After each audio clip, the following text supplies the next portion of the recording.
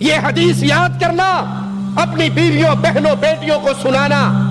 پیارے نبی کے صحابی کہہ رہے کوے کالے سیاہ بیٹھے ہوئے، ایک کوا ٹانگیں اور چونچ سرخ رنگ کی منفرد کوا ہے۔ آپ علیہ السلام نے فرمایا کوئی عورت اس وقت تک جنت میں نہیں جا سکے گی جب تک وہ تمام عورتوں کے بیچ اس سرخ کوے کی طرح نہ ہو جائے جو سیاہ کووں کے درمیان ہے۔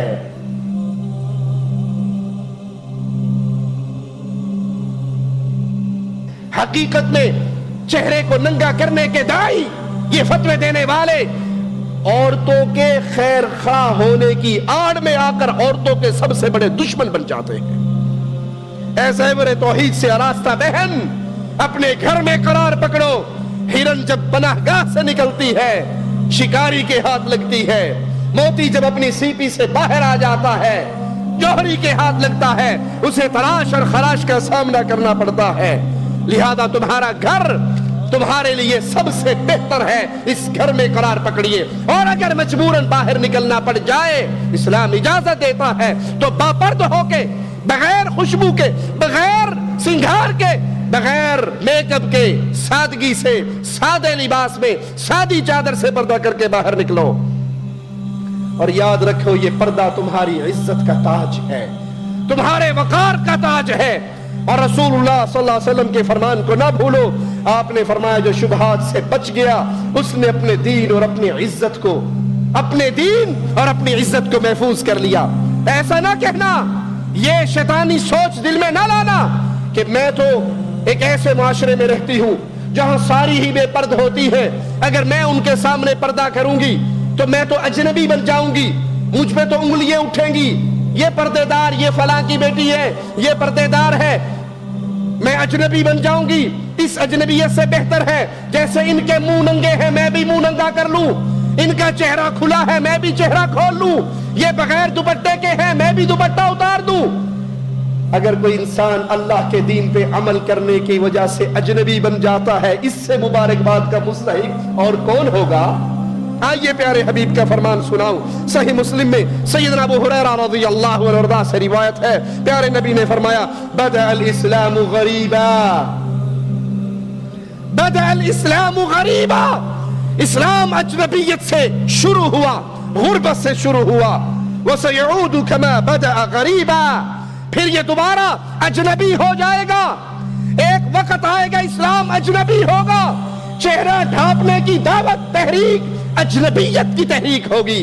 1000 گھروں کے گاؤں کے اندر 10 عورتیں بمشکل ملیں گی جو شرعی حجاب کرتی ہو، جو چہرہ چھپا کے چلتی ہو، جو پورے برقعے میں باہر آتی ہو، جو سادہ لباس میں چلتی ہو۔ لیکن پیارے حبیب کا فرمان، اے مسلمان عورت تیرے لیے کتنی خوشخبری لے کر آ رہا ہے، فَطُوبَى لِلْغُرَبَا، ان اجنبیوں کو مبارک ہو، اور یہ مبارک پیارے حبیب پیش کر رہے، ان کو مبارک ہو جو اسلام پر عمل کرنے کی وجہ سے معاشرے میں اجنبی بن جائے، جو اسلام کو سینے سے لگانے کی وجہ سے اجنبی بن جائے، ان کے لیے مبارک ہو، خوشخبری ہو۔ اجنبیت کو قبول کیجئے، بے حیائی کو قبول نہ کیجئے، اجنبیت کو قبول کیجئے، بے پردگی کو قبول نہ کیجئے۔ مسند احمد میں سیدنا عمر بن عاص سے روایت ہے، کہتے ہیں ایک مرتبہ ہم ایک گھاٹی میں پیارے حبیب علیہ السلام کے ساتھ تھے، آپ نے کہا وہ دیکھو تمہیں کچھ نظر آ رہا ہے؟ ہم نے کہا جی، کچھ سیاہ کوے دکھائی دے رہے ہیں جن کے درمیان ایک ایسا کوا ہے جس کی ٹانگیں اور چونچ سرخ رنگ کی ہے۔ یہ حدیث اللہ کے لیے یاد کرنا، یہ حدیث یاد کرنا، اپنی بیویوں بہنوں بیٹیوں کو سنانا۔ پیارے نبی کے صحابی کہہ رہے کوے کالے سیاہ بیٹھے ہوئے، ایک کوا ٹانگیں اور چونچ سرخ رنگ کی منفرد کوا ہے۔ آپ علیہ السلام نے فرمایا کوئی عورت اس وقت تک جنت میں نہیں جا سکے گی جب تک وہ تمام عورتوں کے بیچ اس سرخ کوے کی طرح نہ ہو جائے جو سیاہ کووں کے درمیان ہے۔ کوئی عورت اس وقت تک جنت میں نہیں جا سکے گی جب تک وہ تمام عورتوں کے درمیان اس سرخ کوے کی طرح نہ ہو جائے جو سیاہ کووں میں منفرد نظر آ رہا ہے۔ یعنی کیا معنی اس حدیث کا؟ یعنی وہ ایسے معاشرے میں رہتی ہو، مسلمان ایسے معاشرے میں عورت رہتی ہو جہاں پہ بے پردگی عام ہو، بے حیائی عام ہو، تو بجائے اپنے آپ کو اس معاشرے کے رنگ میں رنگنے کے، وہ اپنے آپ کو اسلام پہ قائم اور دائم رکھے۔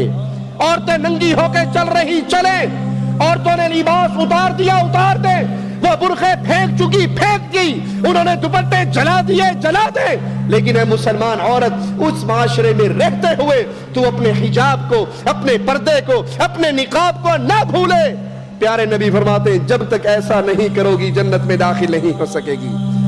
جن مردوں کی غیرت مر چکی ہے، جن کی غیرت کے جنازے نکل چکے ہیں، جن کی رگوں میں مردانگی کا خون ٹھنڈا پڑ چکا ہے، ان کو آخری بات سنا کر اپنی بات ختم کرتا ہوں۔ ان کی غیرت کو جھنجھوڑنے کے لیے ایک مسلمان غیرت مند خاوند کا واقعہ سناتا ہوں۔ تاریخ بغداد میں یہ واقعہ موجود ہے۔ ابو عبداللہ محمد بن احمد فرماتے ہیں میں قاضی موسیٰ بن اسحاق کی مجلس میں بیٹھا ہوا، ایک عورت آئی، اس کا ولی، اس نے اس کے شوہر پہ 500 دینار حق مہر کا دعویٰ کیا کہ میری بیٹی کے 500 دینار باقی ہیں۔ خاوند نے اس کا حق مہر نہیں ادا کیا۔ خاوند اس کو بلایا گیا، اس نے اس دعوے سے انکار کر دیا، اس کی حقیقت کو نہ مانا۔ قاضی نے گواہوں کو بلایا، گواہ پیش ہو گئے۔ قاضی نے کہا گواہوں کو گواہی دینے سے پہلے ضروری ہے وہ عورت کا چہرہ دیکھے۔ یہ عورت اپنا منہ کھول، تیرا چہرہ گواہ دیکھ لے تاکہ ان کی گواہی کو تسلیم کر لیا جائے۔ اتنا سننا تھا، غیرت مند خامند کھڑا ہو گیا۔ مہندی کی رسم پہ اپنی بیٹیوں کو بے پرد کر کے نچوانے والوں، ٹیلی ویژن کے پروگراموں میں اپنی بچیوں کو جانے کی اجازت دینے والوں، بے حیائی کے راستے میں رکاوٹ بننے کی بجائے بے حیائی کا درس خود دینے والوں، تم بھی مسلمان ہو، کیا رشتہ ہے تمہارا سلف صالحین کے ساتھ؟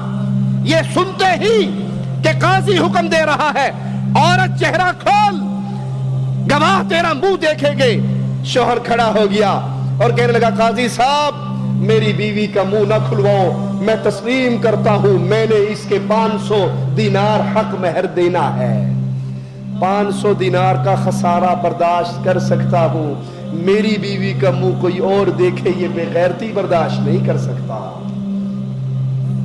میری غیرت نہیں اس کو اجازت دیتی، میں غیرت مند ہوں، بیوی میری ہو منہ کوئی اور دیکھے۔ اپنی بیگم کو موٹر سائیکل کے پیچھے بٹھا کے آؤٹنگ کروانے والوں، اس کا منہ کھول کے یہ بیوی تیری ہے، دیدار سب کو کروا کے جا رہی ہے۔ یہ سنتے ہی عورت اپنی جگہ سے کھڑی ہو کر کہتی ہے قاضی صاحب تم گواہ رہنا، مجھے اپنے خاوند کی غیرت بڑی اچھی لگی ہے کہ یہ 500 دینار دینے کے لیے تو تیار ہو گیا، میرا منہ کھلوانے کے لیے تیار نہیں ہوا، تم گواہ رہنا میں نے اپنے شوہر کے حق مہر کو معاف کر دیا، یہ دنیا میں بھی بری ہے آخرت میں بھی بری ہے۔